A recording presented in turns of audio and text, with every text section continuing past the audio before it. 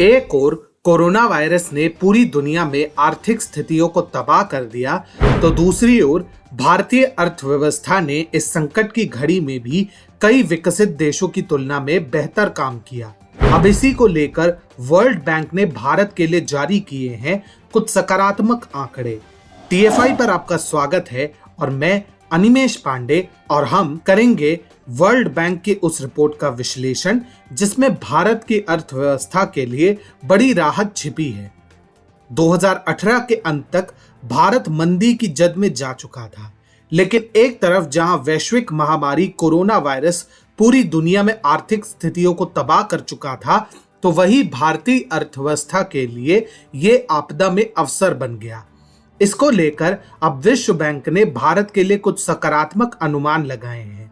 विश्व बैंक ने कहा है कि वित्त वर्ष 2021 से 2022 में 7.5 से 12.5% की संभावित GDP के साथ भारत आर्थिक सफलता की ओर तीव्र गति से अग्रसर है। इसके पीछे वैक्सीन नीति और आर्थिक सुधारों को विश्व बैंक ने अहम कारण बताया है, जो भारत को प्रगति की मार्ग की ओर ले जा रहा है। भारतीय अर्थव्यवस्था को लेकर मूडीज से लेकर IMF तक सभी ने सुधार के संकेत देने शुरू कर दिए हैं। इसी कड़ी में अब विश्व बैंक ने भारत के आर्थिक सुधारों और GDP को लेकर महत्वपूर्ण बात कही है।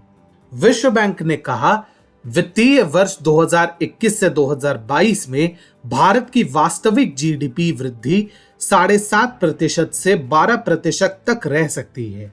विश्व बैंक का यह अनुमान भारतीय वित्त मंत्री निर्मला सीतारमण की संसद में जाहिर की गई उम्मीदों को बल देता है, क्योंकि वह बजट में भारत की अर्थव्यवस्था की V शेप रिकवरी की बात कर चुकी हैं। विश्व बैंक के अनुसार कोरोना महामारी आने से पहले ही भारतीय अर्थव्यवस्था धीमी थी। वित्तीय वर्ष 2017 में भारतीय GDP 8.3% पहुंचने के बाद वित्तीय वर्ष 2020 में विकास दर घटकर 4% पर आ गई थी।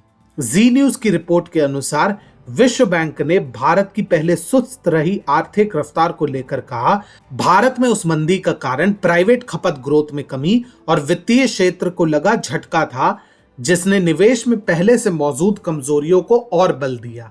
भारत की आर्थिक गति को देखकर विश्व बैंक के कई अधिकारियों के भी पसीने छूट गए हैं कि आखिर भारत ने आर्थिक स्थिति को इतनी जल्दी बेहतर कैसे कर लिया। दक्षिण एशिया क्षेत्र में विश्व बैंक के मुख्य अधिकारी हैंस टिमर ने आर्थिक सुधारों के लिए भारत में वैक्सीन की रिसर्च और प्रोडक्शन समेत वैक्सीन मैत्री को एक बड़ा वजह माना है। उन्होंने कहा, यह आश्चर्यजनक है कि भारत एक साल की पहले की तुलना में कितना आगे आ चुका है। यदि आप एक साल पहले की सोचते हैं तो वह गिरावट अभूतपूर्व थी। वैक्सीन को लेकर पहले कोई स्पष्टता नहीं थी, बीमारी के बारे में बड़ी अनिश्चितताएं थी, लेकिन अगर आप इसकी अब तुलना करते हैं तो भारत की अर्थव्यवस्था में दोबारा उछाल देखने को मिल रहा है। टीकाकरण शुरू कर दिया गया है और भारत वैक्सीन के प्रोडक्शन में अग्रणी है। यहां पर स्पष्ट है कि विश्व बैंक ये मान रहा है कि भारत से किसी को वैक्सीन बनाने की उम्मीद नहीं थी। ऐसे में भारत ने न केवल स्वदेशी वैक्सीन बनाकर सभी को चौंका दिया है, बल्कि विदेशी वैक्सीनों का भी प्रोडक्शन कर अपनी क्षमता का सर्वश्रेष्ठ प्रदर्शन किया है। इसके चलते भारत में निवेश की तादाद बढ़ रही है, जो कि अभी और ऊपर जाने वाला है। विश्व बैंक का यह अनुमान मोदी सरकार की आत्मनिर्भर भारत नीति की सफलता का पर्याय भी है, क्योंकि भारत अब जरूरत की चीजों को खुद ही बनाने पर काम करना शुरू कर चुका है।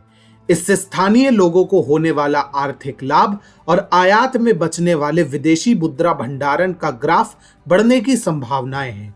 ऐसे में विश्व बैंक का भारतीय अर्थव्यवस्था को लेकर जो अनुमान लगाया गया है, वो ये जाहिर करता है कि भारत की अर्थव्यवस्था को लेकर जो बेबुनियादी राजनीति हो रही है वो विफल होगी। ऐसा इसलिए क्योंकि भारत सरकार के आर्थिक सुधारों और वैक्सीन मैत्री के दम पर भारत की GDP पुनः तेज रफ्तार पकड़ने वाली है।